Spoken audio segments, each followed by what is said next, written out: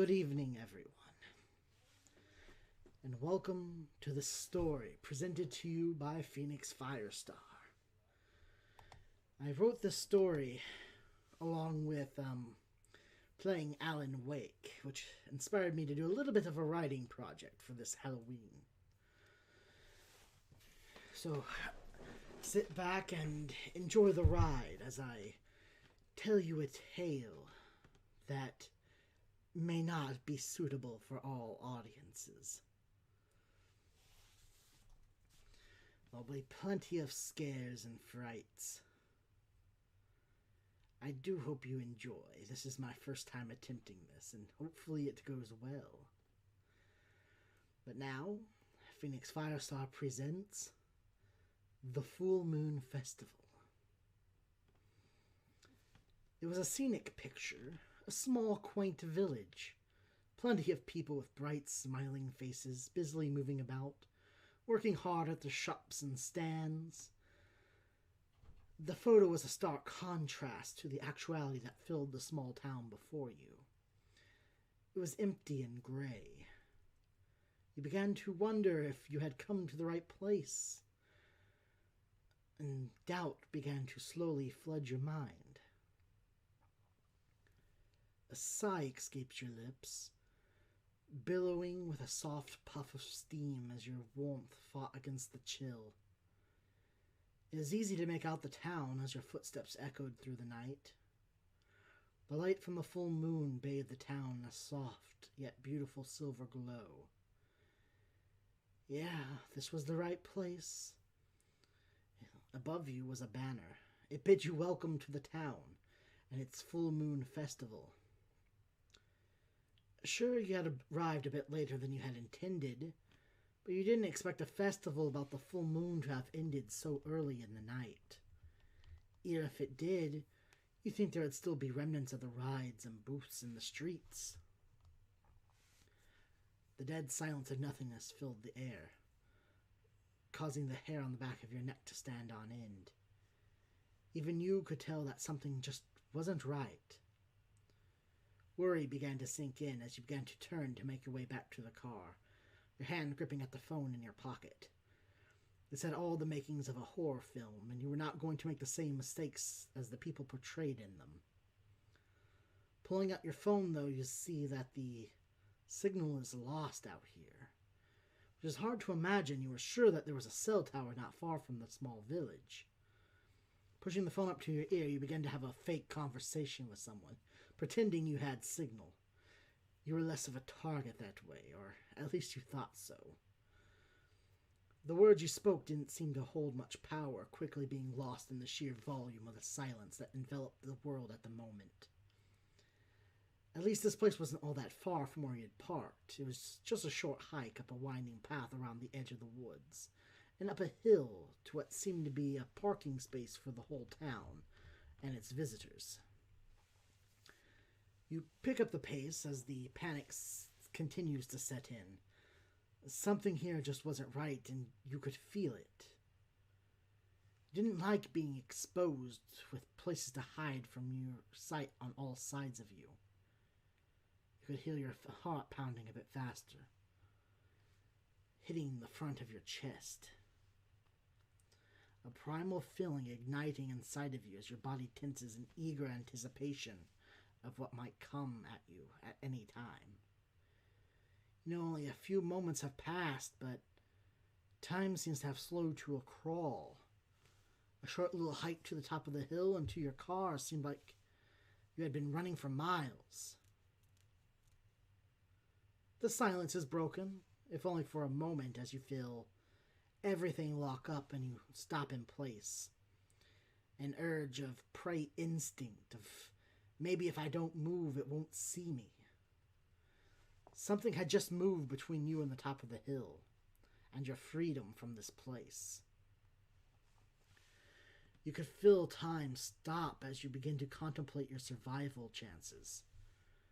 If you tried to get by wherever was out there by your car, or were you to turn around and run back to the town, then that way at least you could manage to maybe loop back around.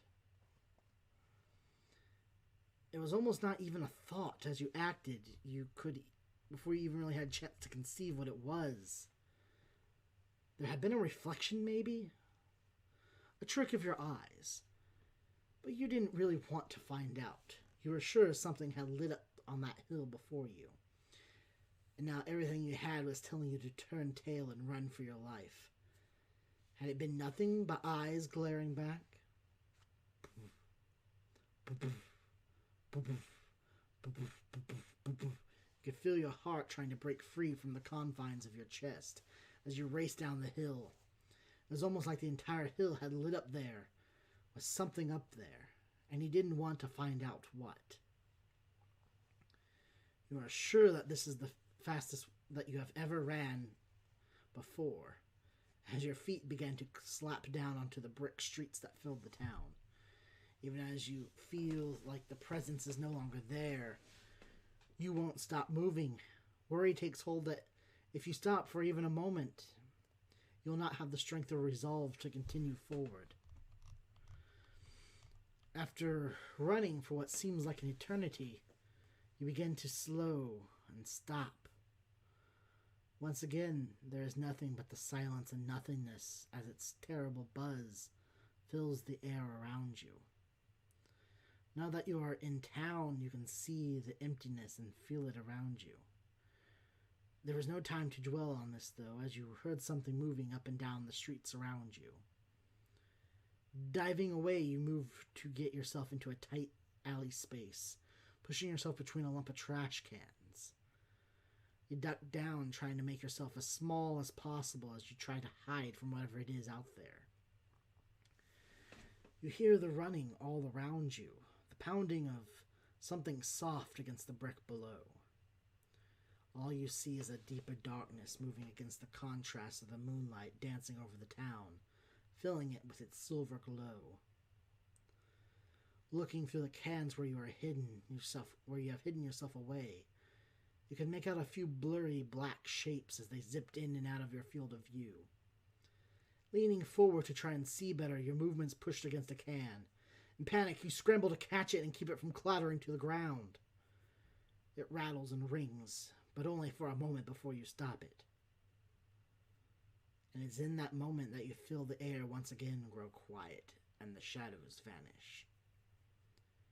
You start to pull back, feeling it no longer safe to stay where you are sitting, and you feel yourself press back against something, large and solid. For that moment, your heart stops, skips a beat, before suddenly it rises and plummets, dropping into your stomach. And just as your stomach was about to turn, in that instant you run, sending the garbage cans clattering and clanging to the ground. Whatever it was, or they were, it was now aware of your presence here. It was now after you for sure. Suddenly there had to be someone here, someone who could help you. Your voice pierces the darkness, but is swallowed by it once again. You had to try, though, and you kept shouting against it. You called for help, trying to get anyone to answer you. You dare not stop and look behind you, but it would only slow you down. In the houses that you passed, the lights were not on, and there was not a single stir from them. Was everyone gone, or worse? You ran up the path to one of the houses.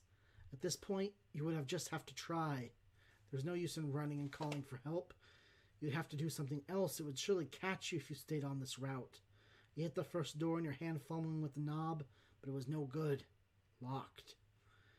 That didn't stop you. It just slowed you down as you leapt from the door and over the shrubs. You could feel the leaves grazing and grabbing at the bottom of your shoes. At least that's what you hoped it was, grabbing at you. The ground hits you roughly, but you pull yourself together and keep running to the next house. The door was damaged and hung from the hinges, deep marks covering it as you pushed your way into the building. You didn't have much time as you glanced around for a place to take up hiding once again. Running into the back of the house, you find the bedroom laid out before you. There weren't many places to hide in here, but you managed to duck down and hide beneath the bed. With deep breaths, you would try to calm yourself. You felt your heartbeat slowing to a near stop. Your breathing faint and quiet.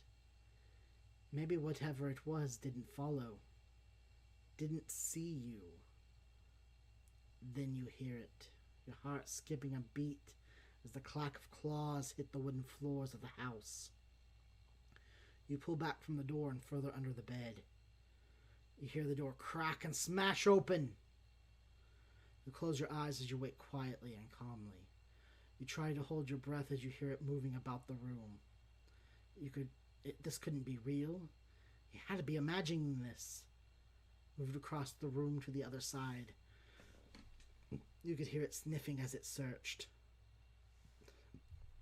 The floor creaked and moaned with the movements of whatever it was.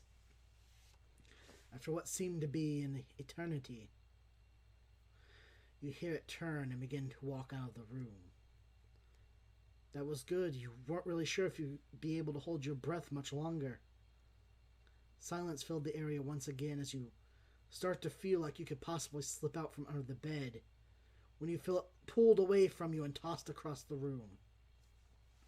A large clawed hand grips you from behind, and you feel the heat of the creature's breath against the back of your neck. A deep guttural growl as its claws grip and tear at you. The warmth of a liquid could be felt running along your body from where the paw was. You held your eyes closed, not wanting to see what was coming at you. There was a sharp pain as teeth ripped and pierced the flesh around your shoulder and neck. Consciousness began to fade as you tried to push against the creature. The pain began to cease, and all things went black as the fur of the creature pressed close, and you gave in to it.